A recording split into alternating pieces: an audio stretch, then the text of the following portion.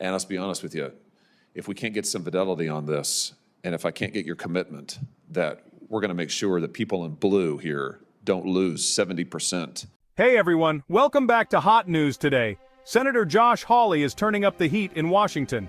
He's calling out the Postal Service over mail delivery in rural America, and he's not pulling any punches. If you live in a small town or on a rural route, this is something you need to hear. Picture this. You're waiting on medicine, a check, or a letter, but your mailbox is empty. Again. Let me just ask you, speaking about the significance, just picking up where Senator Butler left off, actually, about the significance of delivery for rural communities, which characterizes so much of my state, so much of Kansas, and where I grew up. I grew up in a town of 4,000 people. Yesterday, the Missouri Farm Bureau, which is my state's largest general farm organization, wrote to the Postmaster General regarding the latest plans that the Postal Service has that they're calling the Regional Transportation Optimization Plan. And as the Farm Bureau, Missouri Farm Bureau points out, what this plan amounts to is to eliminate end-of-day collection at post offices that are more than 50 miles from one of the nation's 60 regional processing and distribution centers, and to take other actions that would reduce the mail flow to rural America. I think we have a poster. Let's just look here. So that means everywhere in blue would lose mail pickup and some delivery and experienced reduced mail volume to residents. That's a lot of the country. That's most of my state. That's most of your state, Mr. Zollers. The Farm Bureau has very significant concerns about this, and frankly, so do I. I've asked the Postmaster General about this myself and raised concerns just a month ago, but I want to point out something in the Farm Bureau letter that's particularly interesting. According to the USPS's own analysis, nearly 70% of first-class mail volume in rural areas would experience significant downgrades under this plan. 70%. That's a big. So first, Mr. Chairman, with your permission, without objection, I'd like to enter this letter into the record. Without objection. Thank you. Mr. Zollers, can I just ask you, are you familiar with this Regional Transportation Optimization Plan? I've been out of the service of the Board of Governors for a year, so I don't know what's happening today. I wasn't aware of the specifics of that letter or what's going on with the current rural approach to mail delivery, but I'm generally aware of the plan.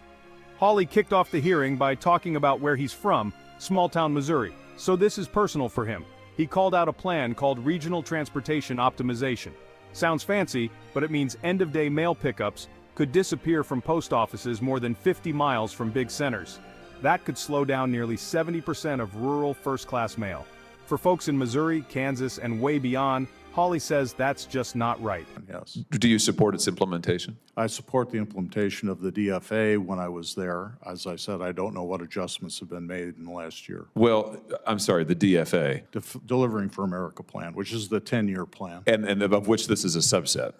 This is a subset of that, correct. So would you support this, what I have on this board behind I me? don't really have enough detail to let you know one way or the other. Well, let me ask you this.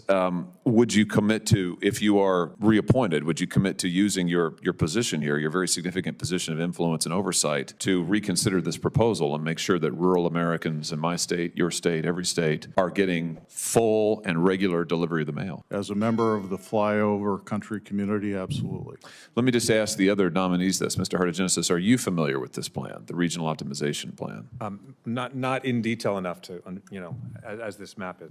Do you support its implementation? Well, I from what I understand of the plan, there are good reasons for the plan in terms of the long-term modernization of the Postal Service. I do think it's important to take into account these types of concerns. There are 350 million constituents for the post office, and if rural communities are really being impacted negatively, I think the USPS needs to learn from that and account for that as part of its mission and make sure that service is not sacrificed. When he grilled the Postal Service nominees, some dodged the question. Others said they weren't sure about the details, but Hawley wasn't having it. He flat out told them if they couldn't stand up for rural mail, he'd have a hard time supporting their nominations.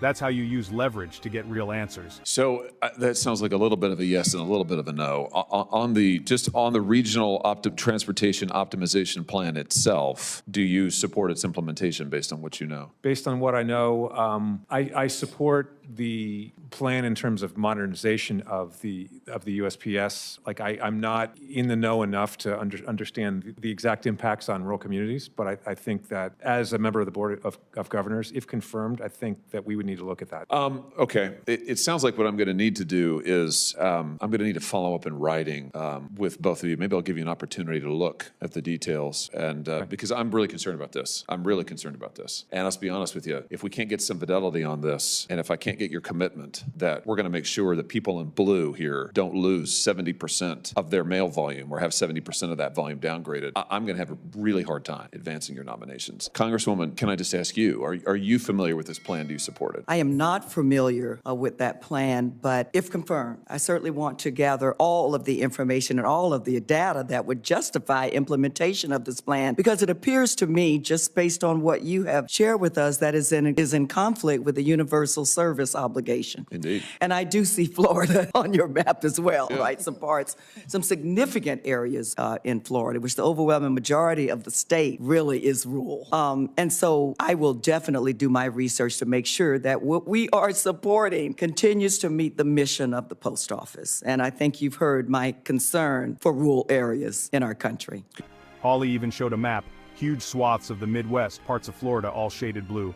Those are the places that'll get hit the hardest. Rural America, left waiting while the cities move on? Hawley says not on his watch. He also pressed the nominees about rebuilding rural post offices destroyed by disasters.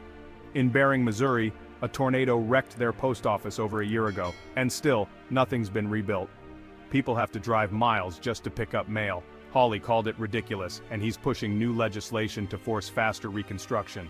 Okay, let me ask the three of you about, just following up again on something Senator Butler talked about, that is the delay in rebuilding post offices. In Bering, Missouri, this is Knox County, a little over a year ago, we had an EF2 tornado that knocked out the post office, the Bering post office.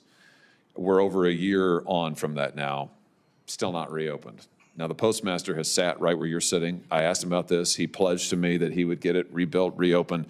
I just want to know, from your perspectives, are you willing to commit to me today that if confirmed, you will work to get rural post offices, all post offices, but it's particularly acute in our rural areas that have been put out of service? Will you commit to me to working to get those reopened on a timely basis? You think about this community. This is a small community. They have been without mail, essentially. They got to go drive somewhere far. They've been without mail for over a year. A year.